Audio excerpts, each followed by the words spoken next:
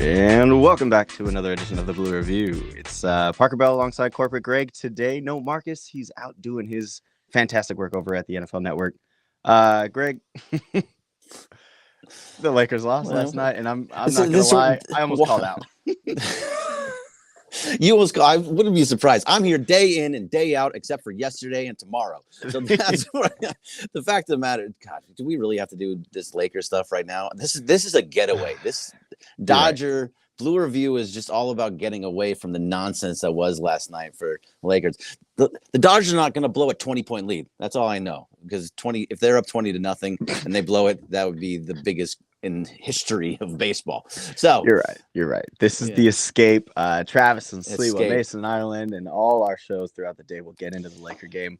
But right now, we are just going to talk Dodgers. But before we do, of course, let me remind everyone that everybody's traveling. A lot of people are traveling right now. You know, the Lakers going back and forth from Denver to here. The Dodgers heading out to Washington. And then our friends like Sedano at his home away from home, Los Angeles International Airport. They are the sponsor, the number one friends here at Blue Review. And I just want to remind everyone, they're changing the travel experience, reducing traffic, saving guest time. And to learn more, you can find it out at flylax.com/transforminglax. So let's just kind of react. Greg, actually, you know what? Since you weren't here yesterday, I kind of want to get your thoughts real quick on this weekend series. Another series loss, yeah. A big Sunday win. You know, maybe they're finding their groove. What were your initial reactions of that series? I hope that is what it is, that Sunday is more of what we're going to see moving forward. And luckily they have Washington. I know you just lost 2 or 3 to Washington, but the fact is you're going over there. You're going to see Patrick Corbin again. You should beat up on Patrick Corbin. I'm hoping that the things that I saw on Sunday is what's going to push us forward and moving them into where they need to be. Freddie Freeman has figured out who he is and is starting to hit the ball well again. He looks like the Freddie Freeman that we all know and love. He was going to get there at some point. I'm just glad that it looks like it's starting to come around. I love what I saw out of Glasnow on Sunday. I think it was an anomaly what happened in the start before, because remember when Doug McCain was on, he was talking about how he was sick. Oral Hershiser on Sunday was talking about how he was sick, and that's why that was. So that's probably more of what we're going to be seeing out of Glasnow. So I love seeing that, especially going 8. It was really interesting to see him go 8. And I saw Andy Pages. I think Andy Pages went after Friday and Saturday where he was 1 for 7 going into Sunday, I believe. And he started to hit. He got his first home run. He had a double. I think he had a walk in there as well somewhere. But the fact of the matter is he's starting to see the ball and it's up where he was doing what he was brought up to do. Mm-hmm. So I was really encouraged by what I saw on Sunday and hope that today it kind of just starts moving towards all of that. Yeah, it was a overall interesting series. That Saturday game could have went either way, and it was tough to kind of see them end up losing on that one. A lot of, the trio of Mookie, Freddie, and Shohei, I think we're on base 12 times, and you still lose. You get 10 walks in a game and still lose. That in itself is an anomaly. You're not going to see that again this year. No, we'll hope not. But then you also see things like what the bottom of the lineup is doing. And then we were talking about it beforehand. We were looking at stats.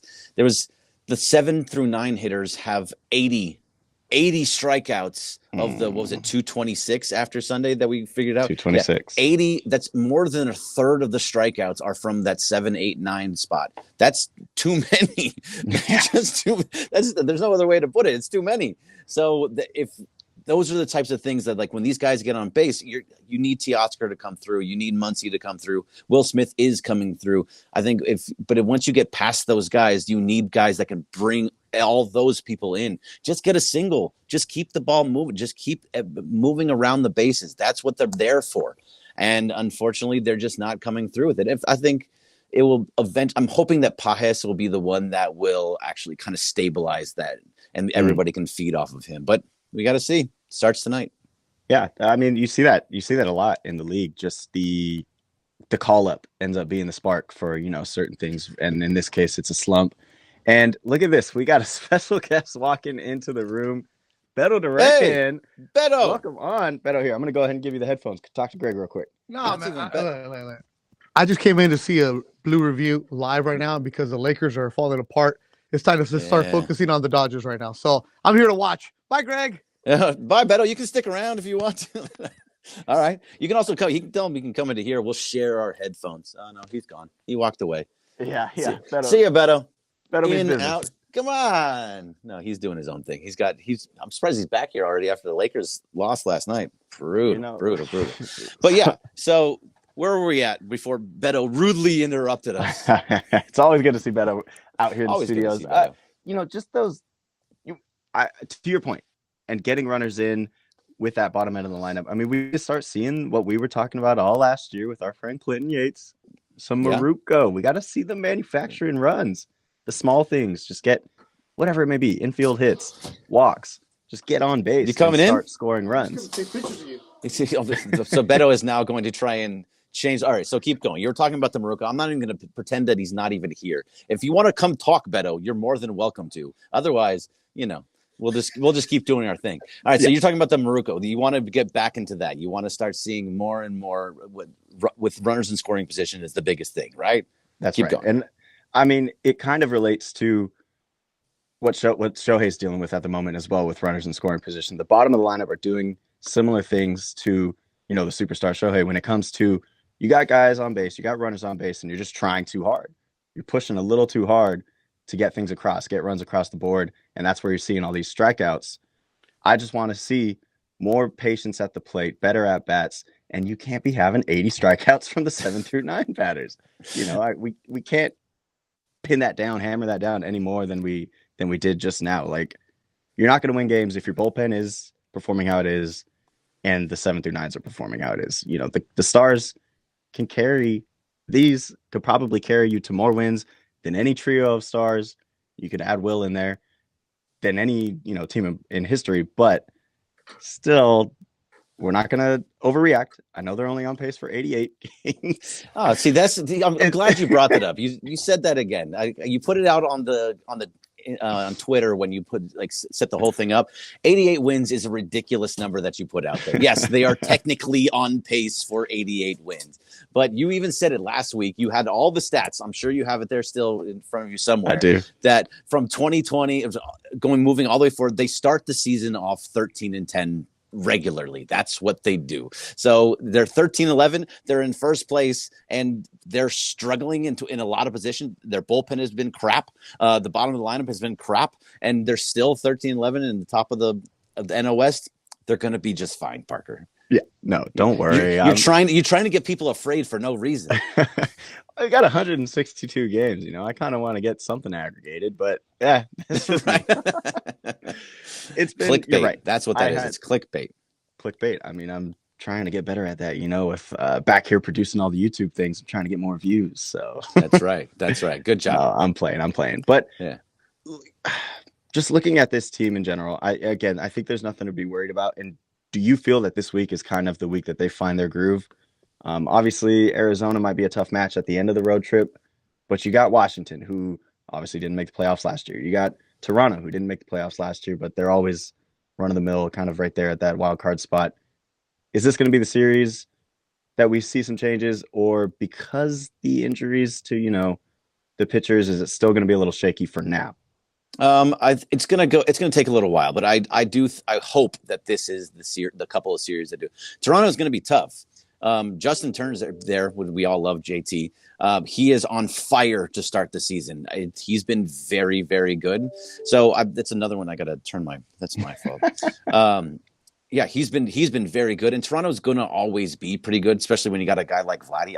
I don't know if he's injured or not, but either way, when they have the team that they have is going to be good. So if you can get through all of this, if you can win all 3 series, that's it. Just give me 2-1. Just win each series, and that you'll be fine. And that's just what they have to go back to. What we talked about with Marcus at the beginning of the season. Win each series. That's the biggest thing that you can do. And I think that this is actually that time where it can happen. The bottom of the lineup is going to be a problem. It's going to be a problem until at least one of them figures it out.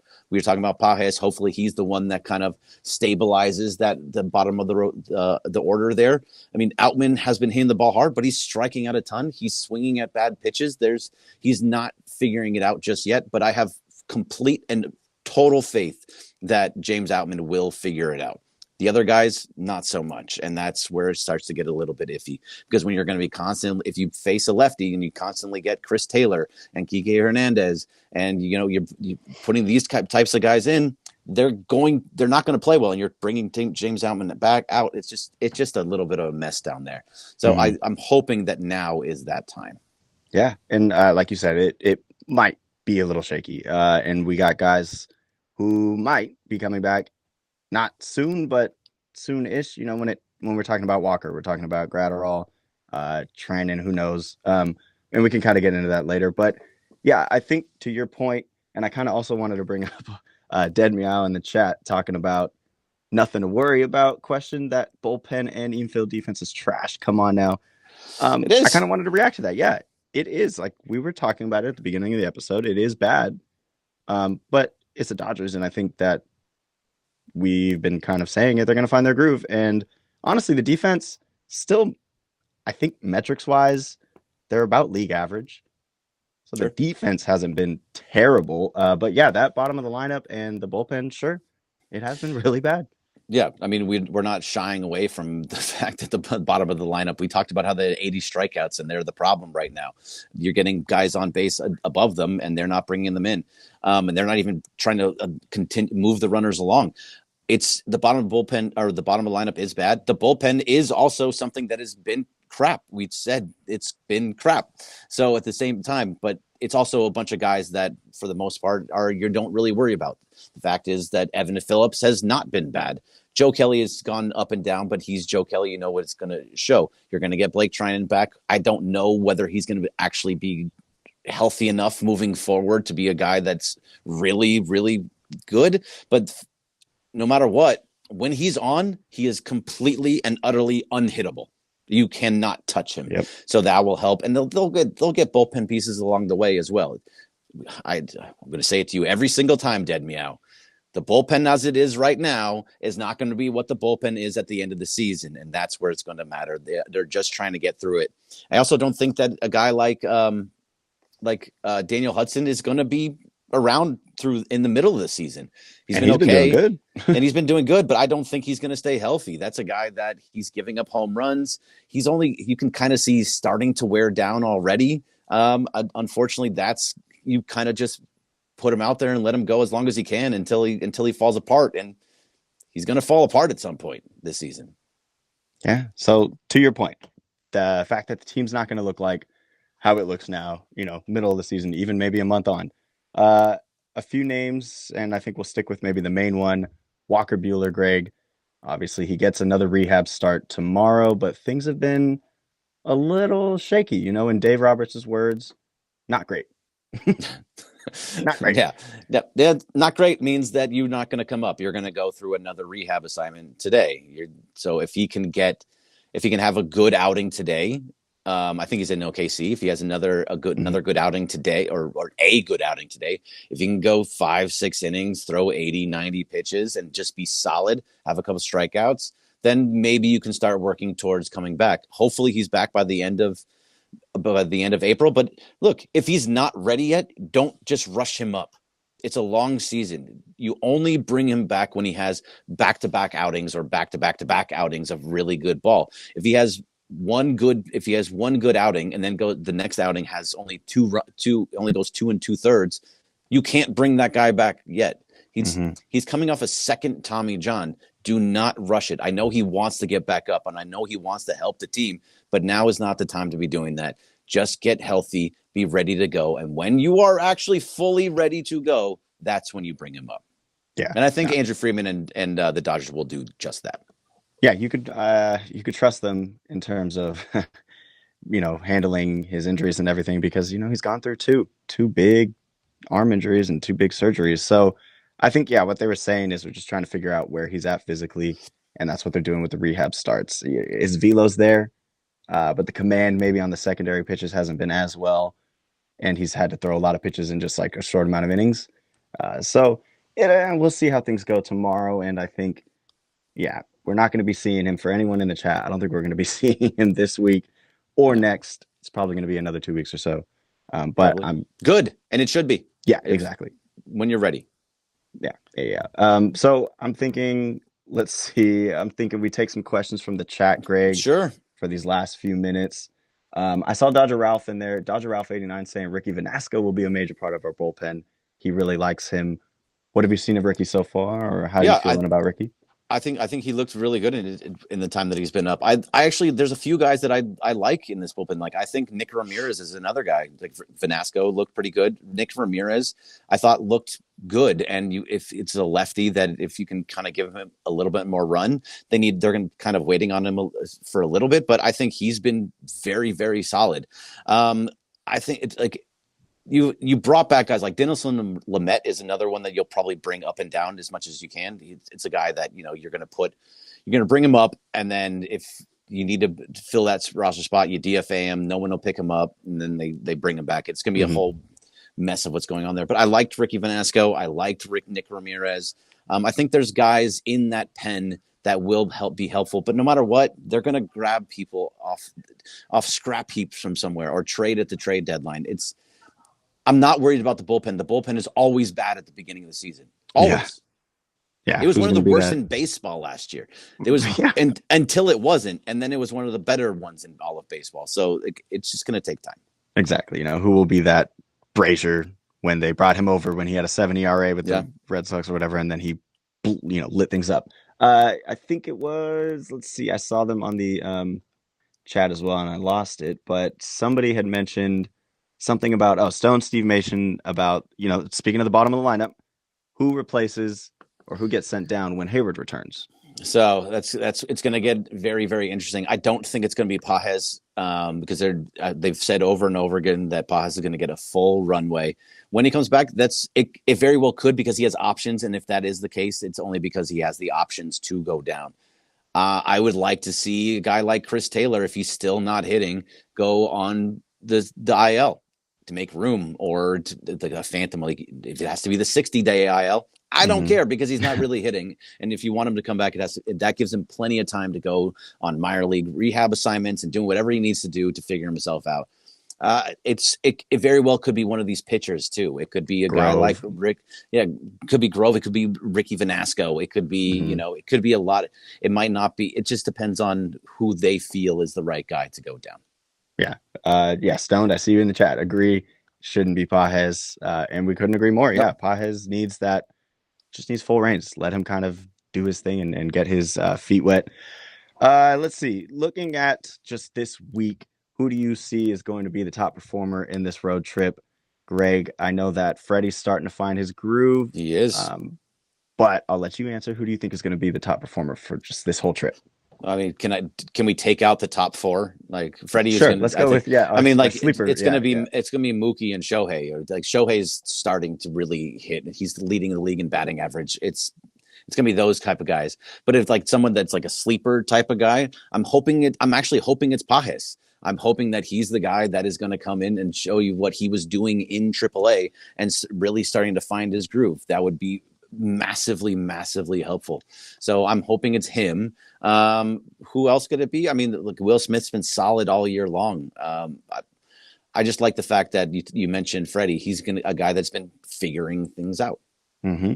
I'm looking for, and I think a lot of Dodger fans would want to see this, for Teo to kind of get back in his groove. I keep saying in their groove, but I know he was averaging like at least 333 at some point in away games. So maybe being away from LA for a little bit will kind of get him going again. And, you want to see him driving in some runs, some RBIs, because we can't have repeats of Saturday where you got 10 walks. You got guys that first, 3 on base 12 times and you're not scoring any runs. Striking out with the bases loaded, 1 out. Yeah. Those are things that cannot happen.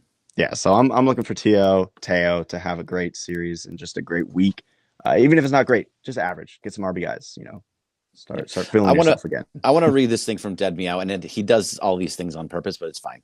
The whole "it's early" crap is nonsense. The Dodgers may flame out like the Padres last year, may flame out in the postseason. That's like 5 months away. Yeah, those are all possible things. But it's early crap. It's not crap. That's exactly what it is, especially with the bullpen. It's year in and year out. The Dodgers bullpen is bad at the beginning of the season, And then it's really, really good down the stretch because Andrew Friedman knows how to build a bullpen and knows that bullpens are volatile. And for the rest of the hitters, it's early. You can't really judge really anybody after 24 games, good or bad. If you think that Mookie Betts is going to have an over 1,000 OPS, over 1,100 OPS for the whole season because he has been through 24 games, you're crazy. That's going to go down, and it's going to go down a good amount. He's probably going to be somewhere around 900 when it's all said and done. Maybe he's around 1,000. That would be amazing. But for the most part, that's not going to happen. All of these guys are going to, the ones that are really, really high are going to go down. And the ones that are really, really low, you hope that will go up. It is early. You can't judge off of anything this early. Yeah. So that's my soapbox for the day. I love it. Thank you. No, you couldn't have said it better yourself. Today, actually, I think it's a 3:45 matchup. Yes, 3:45 matchup today. Paxton's on the mound. It feels like it's been a while since we've seen him, but a lot of walks, but he's still 2-0 and he's been doing decent. How are you looking forward to tonight and just Paxton in general? Okay, so I froze there for a second, but I think it's about Paxton. You're back. I'm looking. If you looking at his numbers earlier today, actually, you brought him up. He has 14 walks, and I think it's only 3 or 4 starts. Like he had 2 starts that he had 5 or more walks. So he needs to find the plate. He needs to find his control, but he seems to just continually get out of it over and over again, which I kind of like. But he's also your 5th starter. He's a guy that is, has been injury prone. Whatever you get out of him, you hope that you carries over. If he can go, he's just kind of trying to be an innings eater type guy. If he can go 5 innings, that's fantastic. If I can get him to do that but he brings those strikeouts down and not give up hits, like great. But he needs to keep those walks down because they're going to come back to bite him at some point. If he's giving up 5 walks a game, he's going to get hit, and he's going to get hit hard eventually. Yeah, I expect tonight to be a high-scoring game. I'm not going to lie. Patrick Corbin on the other side for Washington. I think he has like an 8 ERA right now, and the Dodgers put up 10 on Sunday, so the offense is reeling. This might be one of those, I don't even know, a highlight reel game. We might see Shohei get 2 home runs, something crazy like that tonight. Could be. So keep an eye out for that. We'll react tomorrow at the same time, 9:30 to 9:55. If there's anything, Greg, that you want to mention, go right ahead before we close out. I'm out again tomorrow. I have to get some more medical procedures done, so I'll be out tomorrow. But it's gonna be Parker and Marcus Grant, like always, and they're gonna do a great job as they always do. And that's it. Like, thanks for coming in. Bring your friends. Be here every day, 9:30 to 9:55, Monday through Friday, and we're gonna be talking just Dodgers, and especially not after that Lakers loss. That nonsense. Yeah, hopefully today the Dodgers score 10 to 15 and rinse the Lakers loss out of our mind. Thank you for joining us. This has been the Blue Review. Stay here on YouTube. Travis and Sliwa are coming up next. Mason Island after them, and Sedano and Cap tonight for your afternoon drive. Thank you very much. This has been Parker Bell alongside Corbin.